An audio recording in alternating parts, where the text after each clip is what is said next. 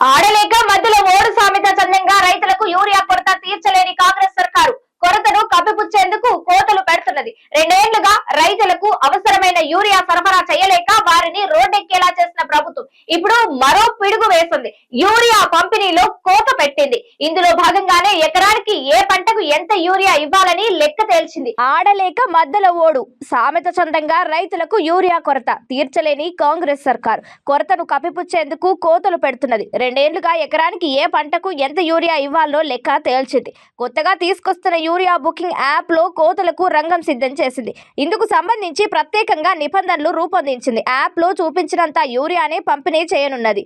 ఈ మేరకు ఇకపై రైతులకు అవసరమైన యూరియా ఇవ్వరు. సర్కారు ఎంత ఇస్తే అంతే తీసుకోవాలి. అంతకు మించి ఒక్క బస్తా ఎక్కువ ఇవ్వరు. యూరియా పంపిణీలో కోత పెట్టడంలో భాగంగా ఏ పంటకు ఎన్ని బస్తాలు ఇవ్వాలనే దానిపై వ్యవసాయ శాఖ నిర్ణయం తీసుకున్నట్లు తెలిసింది. ప్రస్తుత యాసంగిలో ఎక్కువగా వరి, మొక్కజొన్న, మిర్చి పంటలు సాగు చేస్తారు.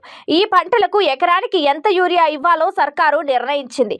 ఇందులో భాగంగా వరి ఎకరానికి 2 బస్తాలు, మొక్కజొన్న 3 బస్తాలు, మిర్చికి 5 బస్తాలు ఇవ్వాలని నిర్ణయించినట్లు తెలిసింది.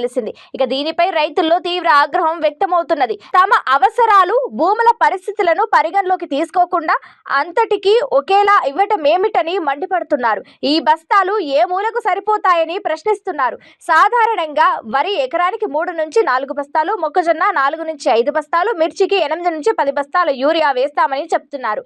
మొక్కజొన్న ఎక్కువగా సాగు చేసే ఉమ్మడి నిజామాబాద్ జిల్లాలో ఎకరానికి 10 బస్తాలు వేస్తారు. ఒకవేళ యూరియా వేయగానే వర్షం పడితే అది కొట్టుకుపోతుంది. దీంతో మరోసారి వేయాల్సిన పరిస్థితి ఏర్పడుతుంది. ఇలాంటి సందర్భాల్లో అదనంగా అవసరం అవుతుంది. ఇలాంటి పరిస్థితుల్లో సర్కారు ఇచ్చే 2-3 బస్తాలు ఏ మూలకు సరిపోతాయని ఏం చేయాలని రైతులు ప్రశ్నిస్తున్నారు. ఏ రైతుకు ఎన్ని బస్తాలు యూరియా ఇవ్వాలనే అంశం బుకింగ్ యాప్ లోనే లెక్క తేలుస్తోంది. బుకింగ్ సమయంలో యాప్ లో రైతుకు మొత్తం ఎన్ని ఎకరాల భూమి ఉన్నదో నమోదు చేయాలి. అందులో ఎన్ని ఎకరాల్లో ఏ పంట సాగు చేస్తున్నారో పొందుపరచాలి. అప్పుడు సాగు చేసే పంట రకాన్ని బట్టి రైతులకు మొత్తం ఎన్ని బస్తాల యూరియా ఇవ్వాలో నిర్ధారించి కేటాయిస్తుంది.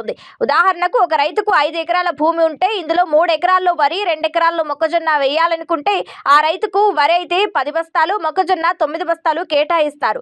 వీటిని 3 దఫాలుగా పంపిణీ చేస్తారు.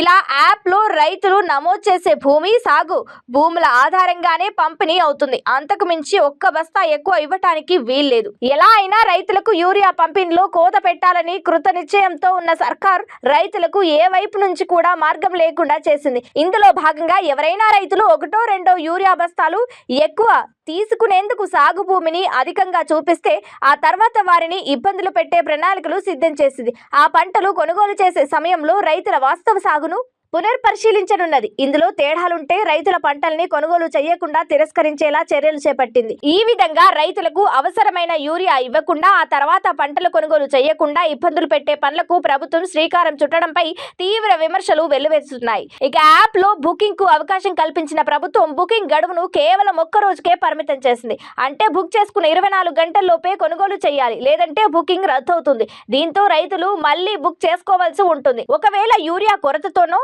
లేక షాపుల వద్ద క్యూతోనో గడువులోపు యూరియా లభించకపోతే పరిస్థితి ఏమిటని రైతులు ప్రశ్నిస్తున్నారు. మళ్లీ బుక్ చేసుకోవడం, ఎరువుల దుకాణాల వద్దకు వెళ్లడం ఏమిటని ఆగ్రహం వ్యక్తం చేస్తున్నారు.